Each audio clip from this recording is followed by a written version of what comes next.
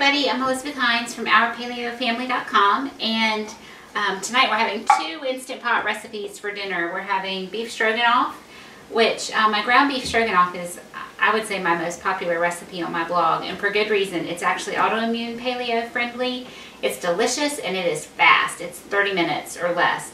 And I love to serve it with mashed cauliflower. Well, I don't love to serve it with mashed cauliflower. I would rather serve it with rice or mashed potatoes with lots of butter and cream and all that yummy stuff. But we're paleo, right? So we're not going to do rice. We're going to do mashed cauliflower, and I'm not going to include dairy because I'm on a Whole30 right now. So I'm going to show you my dairy-free alternatives. But I'm going to make the whole thing in the Instant Pot. Well, I'm going to cook it all in the Instant Pot. Because it takes a long time, when I make mashed cauliflower, I need the cauliflower, or I want it to be really soft. And then I puree it in my food processor because I like that smooth texture. With potatoes, I don't mind a little bit of texture, but with cauliflower, I just don't like that. I want it to be totally smooth. Of course, it's totally up to you how you do that.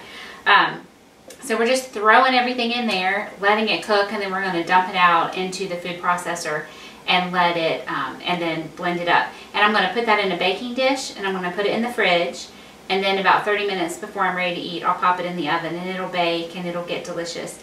And hopefully I'll have leftovers because this is an awesome base to soup. Make like a creamy potato soup, but it's cauliflower. Anyway, that's a different recipe.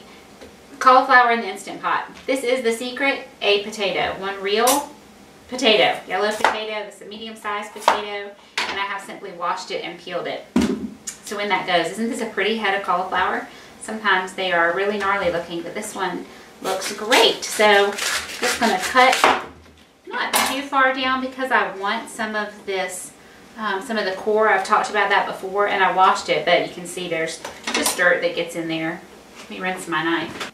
So at this point, I'm going to cut it in half just to make it easier for myself to work with. Or just a little piece of dirt, or a bug or something that was in there. No big deal. I don't want to totally remove all of that core because that is actually a different kind of fiber than the floret, and we want, this is according to my functional medicine doctor, 25 different types of fiber in your diet every 3 to 4 days. 25 different types of fiber. So you think about that. You might think you eat a lot of vegetables, but it is hard to get 25 different types of fiber in your diet every few days. But if you eat something like cauliflower or broccoli, the floret and the stem parts are actually different type of fiber. So bonus. So I'm just really roughly chopping this, you can see, and try to lay it on the flat side. It just makes it a little safer for cutting. And I am taking the leaves off because I don't really want the leaves in there. This is such a tight little head of cauliflower that some of the leaves are kind of stuck in here. So I can't pull them off until I actually break it apart like that guy. No big deal. We got it. There's another one that's kind of stuck in there. There we go. I left my cauliflower intentionally in pretty big chunks because it will cook through in about 5 minutes. If you look this up on the internet, you'll generally see for cooking the cauliflower in the Instant Pot 3 to 5 minutes. However, my potato, because I have made mashed potatoes in here before, this exact same method, and they take about 12 minutes to get completely cooked through so that there aren't any lumps in them. And so I'm going to cook it for 12 minutes. So I'm leaving my cauliflower in a little bit bigger pieces.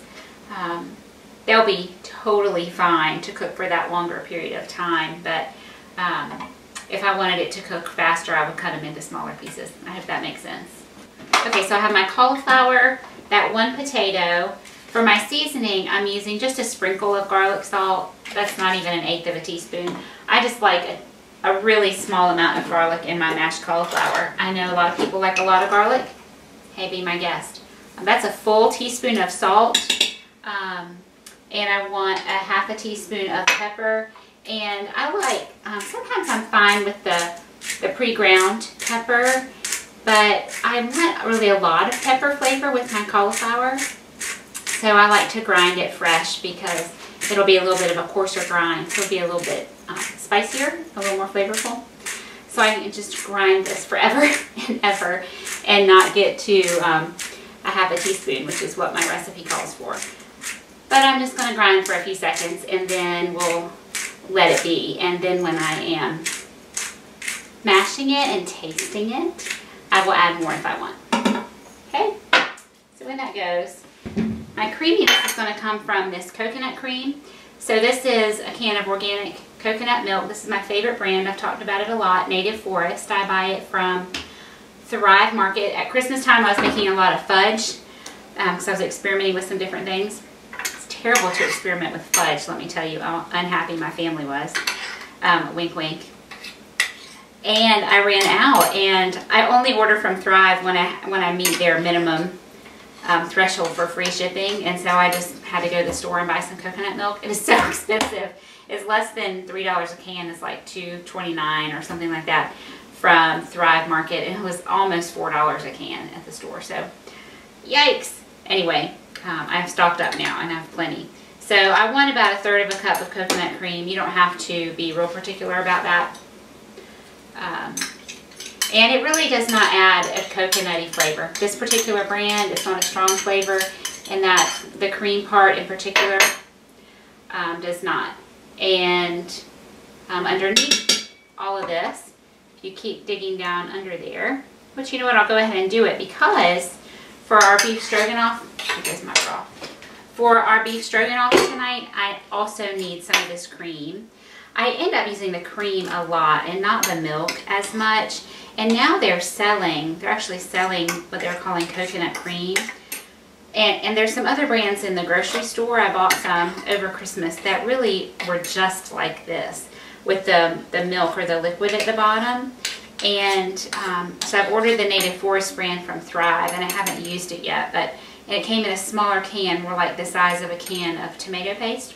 So I'm hopeful that that will just be the cream. But really, you can see from my overhead camera that it's really about 2/3 of the can is the cream and only about 1/3 is that milk. So even if you just use the cream and you're throwing the milk away, you're not really wasting a whole bunch. But people drink it, people put it in their coffee. I don't like that, but you certainly could. Okay, so this is reserved for my stroganoff. I have my potatoes, I put my cream in there, and where's my measuring cup? Here it is. I need one of these things because it's hot. Okay, let me stir this around because I can tell that was the last container of broth that came out of my last batch because it had a bunch of pepper at the bottom, which is good. It'll be nice and flavorful. So I want a cup of this, and I'm going to go pour it over the sink. Okay, so just pour this in, and I'm going to intentionally pour it on top of that coconut so that it will melt it. You can see that. And then I don't have to worry about stirring that in quite as much because it's mostly done. Okay, that's it. So lid goes on. We are not slow cooking, we are pressure cooking. I put the gasket in.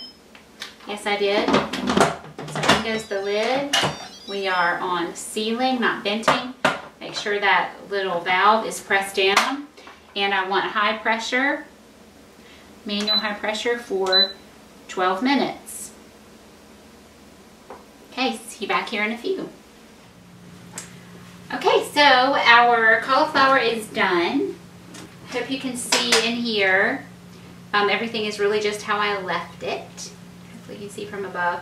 I can tell there's a lot of liquid in there. So what I'm going to do actually is I'm going to use my slotted spoon, and I'm just going to transfer without all the liquid over here to my food processor. Never fear, all of that delicious broth totally infused my cauliflower, so even if I end up not using it for the mash, because you don't want it to be soupy, you want it to have the consistency of mashed potatoes. I will save it. And like I told you, the leftovers are great, excuse me, to make a soup. That would be like a creamy potato soup. And so I will just save this liquid, which remember I didn't put water in. It was just the broth and the coconut cream. So it will be full of flavor and delicious for that broth. Soup, I mean. So I do want all those solids.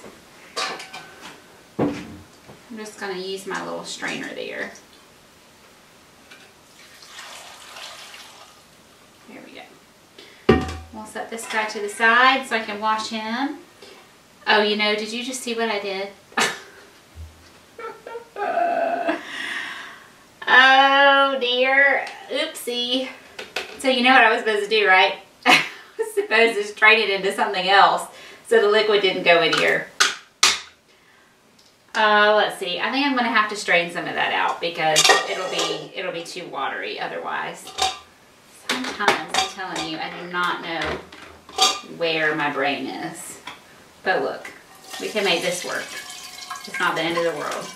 So we'll just pour it. It's kind of dribbling out the back because this food processor bowl was not intended for pouring.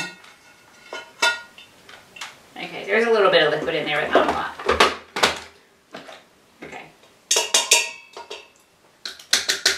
I have this bookmark from when I was a kid, and it has like a little tassel. You know, there'd be like a tassel sometimes at the end of a bookmark, and it has the hole punch for the tassel on the side instead of at the top, and it said Po Buddy's Nerfect instead of Nobody's Perfect. And I love that. So, Po Buddy's Nerfect. I did the wrong thing, but we fixed it. Alright, so now I'm just, usually I pulse, but I'm just going to turn it on and let it go.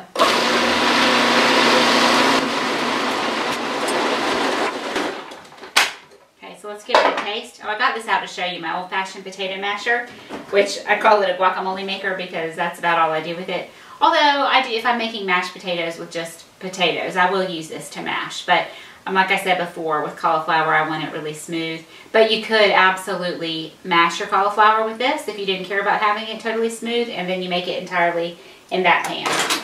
So I just wanted to show you that. Or you could use a hand mixer, which would also work.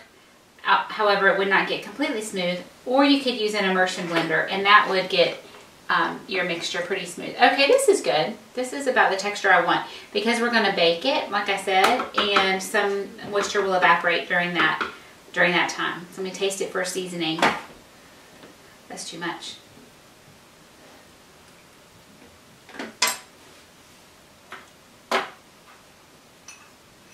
It's good. It needs a little salt, so it's 1/8 of a teaspoon, and a little pepper.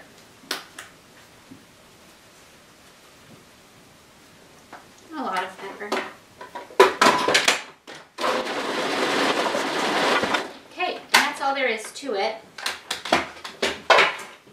So if we were not doing a Whole30 right now, or having to avoid dairy for some other reason, I would, spatula. I would grease my dish with butter. But we are doing a Whole30, so we're just going to skip that step. It will stick a little bit to my pan, but not a lot. The greasing it with the butter would mostly just be for that flavor to come into my yummy cauliflower. So I didn't taste that again because I'm pretty sure it's going to be good. A couple people in my house have a cold right now, so they probably can't taste it anyway. So I will just set this in the fridge until about a half an hour before we're ready to eat. It won't have time. It's 5 o'clock now. That'll only be about 30 minutes. So it won't have time to totally chill. But just to keep it safe, you know, we'll put it in the fridge. And then I'll pop it in the oven for about 30 minutes. See all those yummy flakes of pepper in there? It's delicious. And I'll lick the spoon. Really good.